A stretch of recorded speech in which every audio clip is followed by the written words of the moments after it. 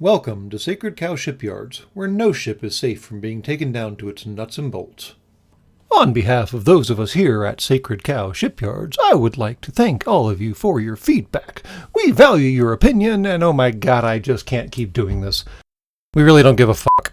That said, we do on occasion listen to y'all, so as those of you who had the misfortune of starting with my earlier videos, you may have noticed that the bleep for my excessive profanity was a little bit loud in the past. That has since been corrected lots of videos ago. I don't actually remember when I did it. Also, there's hardware coming, sadly not for this video, that will hopefully improve the quality of sound for my recording.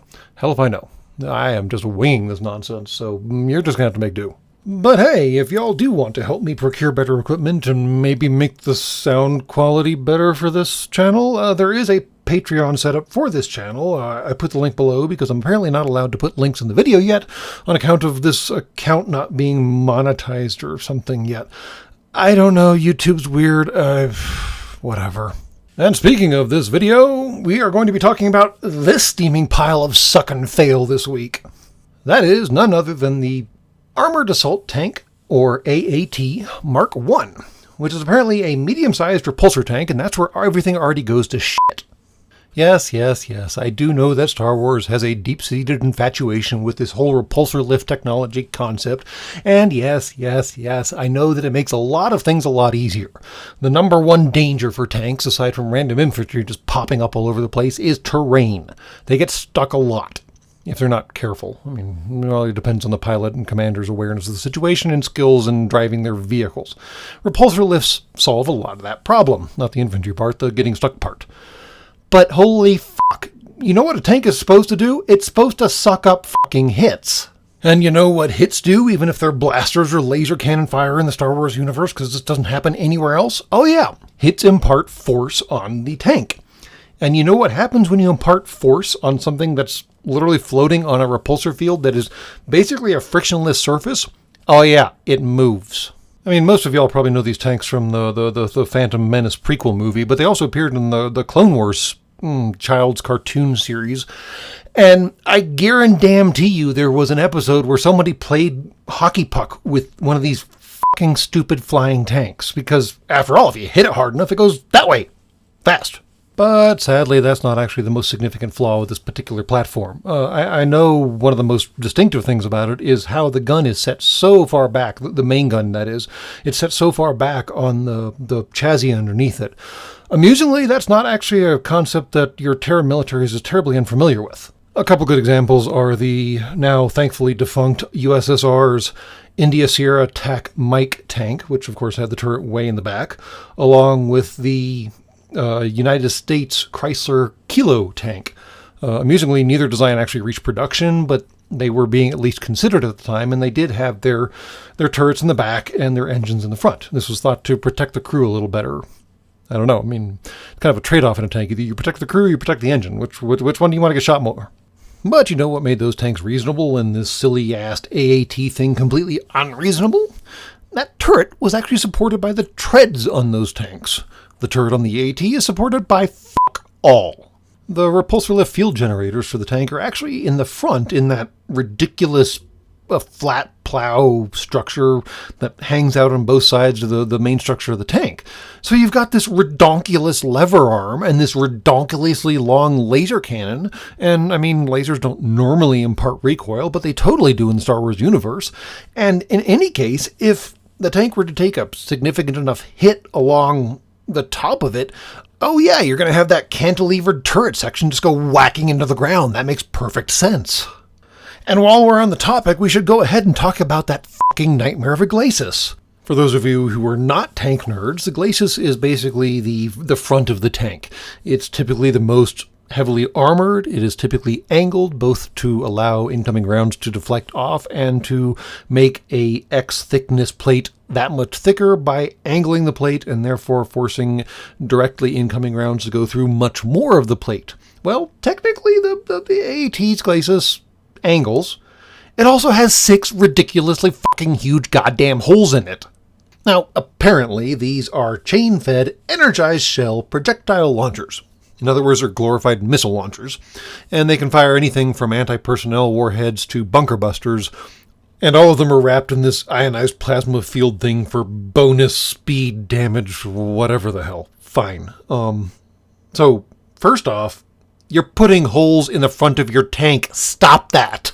Second off, you're putting holes in the front of your tank that lead to magazines of massive explosives. So yeah, let's take the surface that's going to get shot at the most, put some really big booms behind it, and let people shoot at it the most. Oh yeah, this makes perfect fucking sense.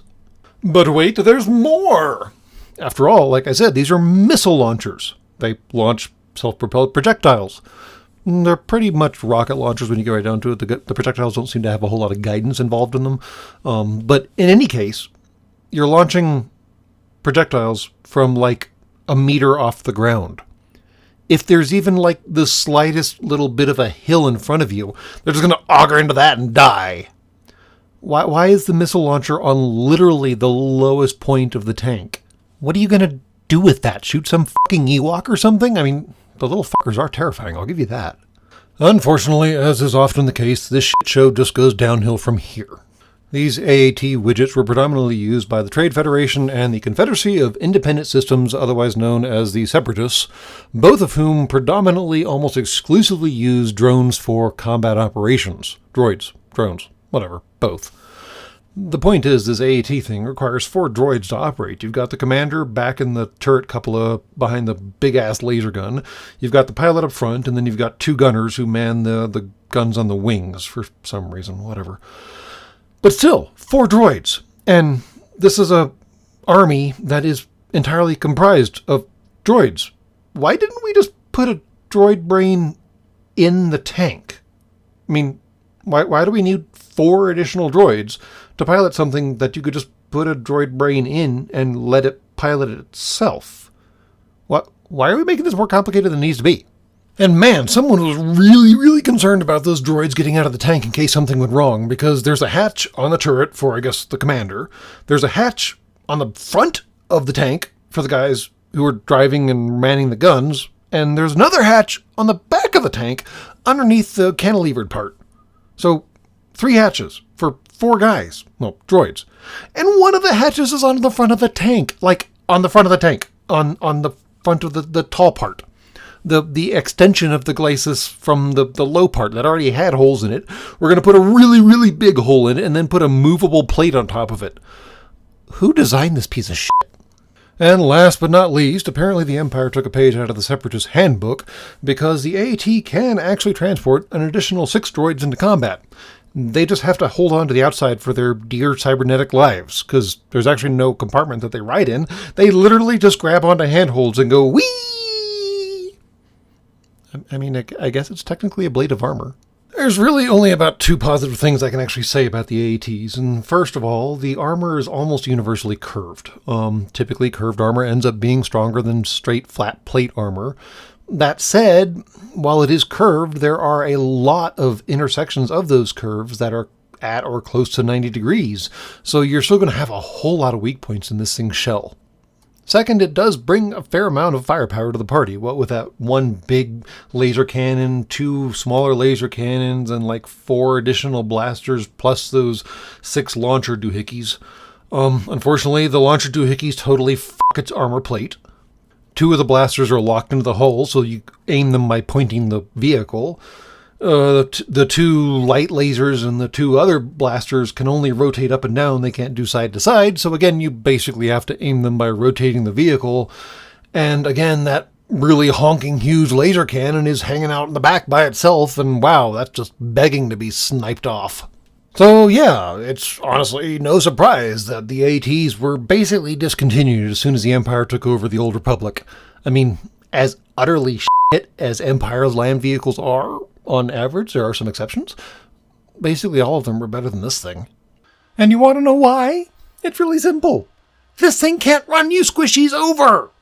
I mean, I guess it could knock over some squishies and then turn off the repulsor drive and kind of like step on them, and then knock over some more and then step on them. But man, that's really slow and not very satisfying. Come on, guys! I mean, squishing squishies is basically why tanks exist. And that's all from Sacred Cow Shipyards. Please be advised that any ship left on the dock for more than 24 hours will be compressed to a cube. Have a good day.